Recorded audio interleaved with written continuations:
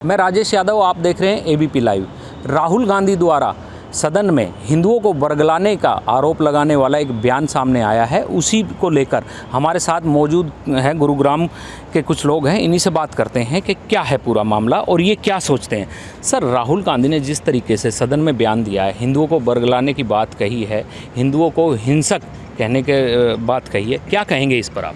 राहुल गांधी जी ने क्लियरली शब्दों में कहा है कि जो लोग हिंदू हैं, हिंदुत्व की बात करते हैं, वो हिंसक हैं, हिंसा करते हैं। और इस बयान की हम निंदा करते हैं, घोर निंदा करते हैं। और विपक्ष के नेता के रूप में पहली दफ़ा वो संसद के अंदर बोलने लगे और शर्मनाक बात हिंदुओं के बारे में कही है और उनको माफ़ी मांगनी चाहिए। सबसे पहली बात तो ये, इस देश की जनता से माफ़ी मांगनी चाहिए, क्योंकि हिंदू जो शब्द है उसमें करोड़ों देश के नागरिकों की भावनाएं छिपी हुई हैं। करोड़ों देश के नागरिक जो हमारे हैं, देश के जो हिंदुस्तान के अंदर जो रहने वाले लोग हैं, उनकी भावनाओं को ठेस पहुंचाने का काम राहुल गांधी ने किया है। राहुल गांधी के जो दादी थी, उन्होंने इमरजेंसी लगाई, वो थी हिंसक रूप। तो जब इमरजेंसी लगाई थी, किस प्रकार से लोगों को जेलों के अंदर डाला गया, वो हिंसक थी।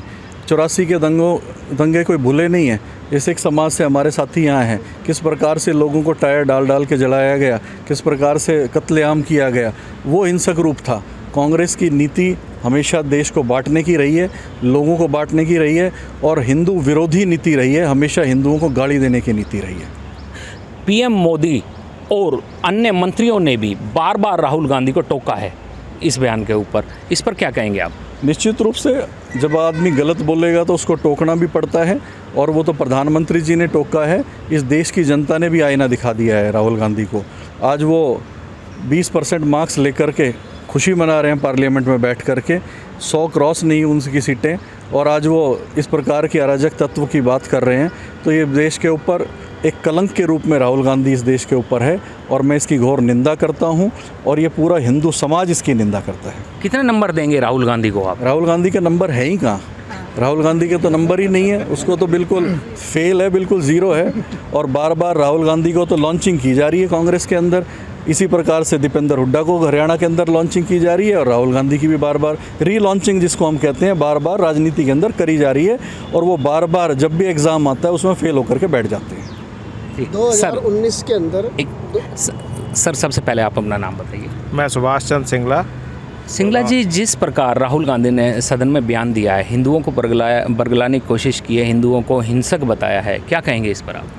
मैं इसमें बहुत ज़्यादा कुछ नहीं कहना चाहूँगा। भाई साहब ने जो कुछ कहा है वो बहुत कुछ है। मैं तो ये कहूँगा कि अगर हिंदू हिंसक होता तो इतनी बोलने की किसी की हिम्मत नहीं थी जो कर देता। इसको हिंदू जो बिल्कुल शांत स्वभाव का आदमी है, इसलिए जो मर्जी, जिसके मर्जी आती है वही बकवास करता है और चला जाता है।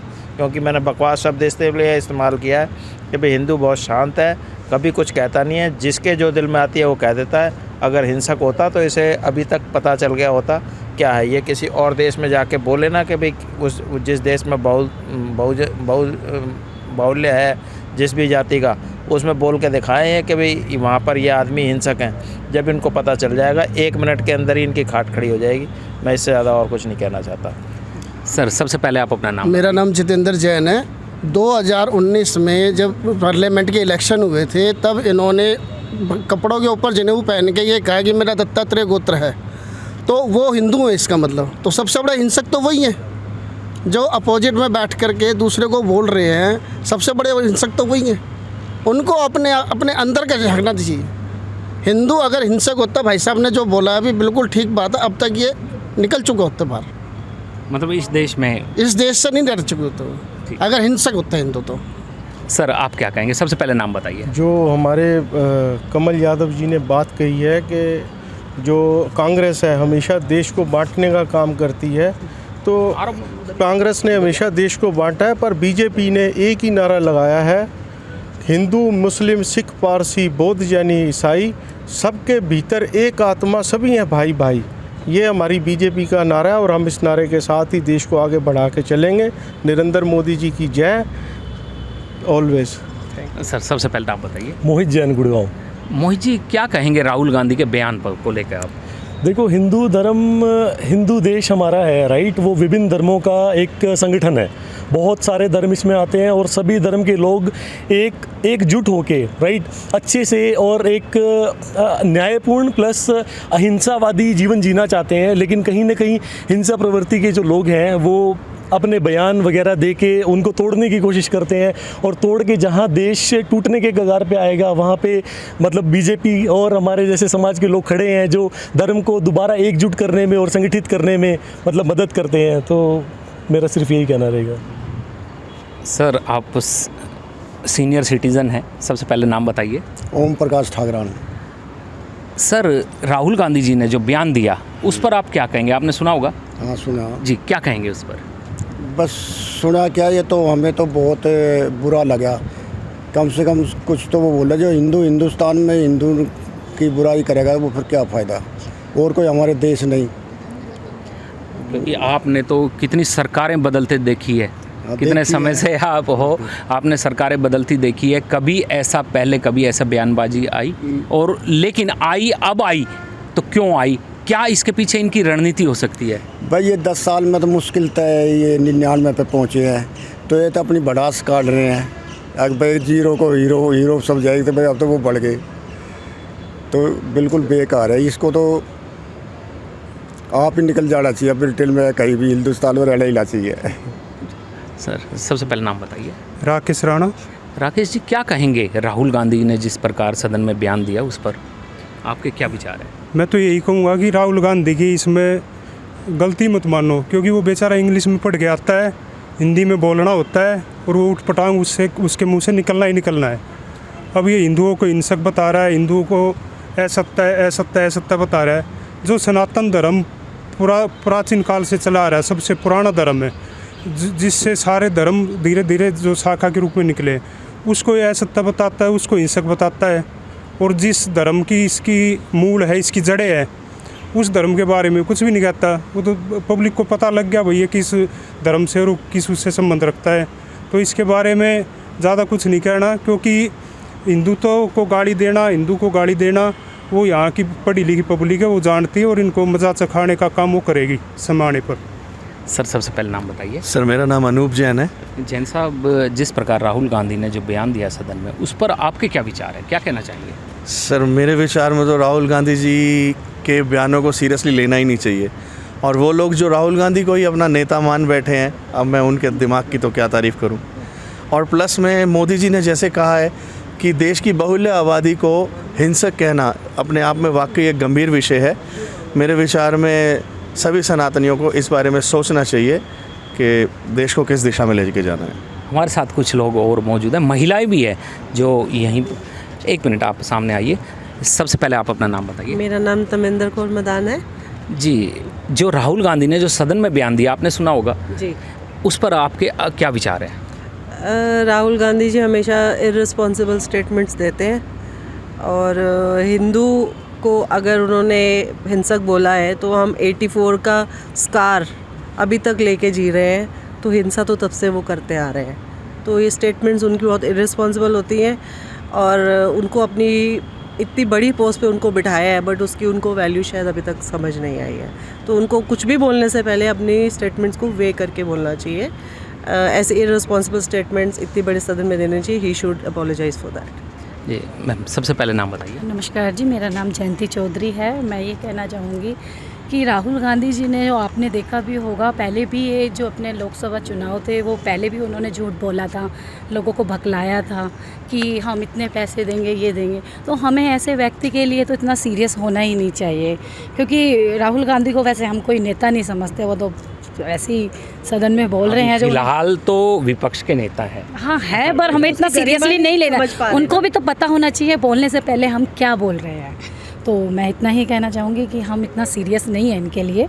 हम बहुत मजबूत हैं और बहुत ही अच्छे कार्य करते हैं हम भाजपा, तो इतना नहीं सीरियस लेना चाहिए। सरदार साहब, आप बताइए कि आपके क्या राय है?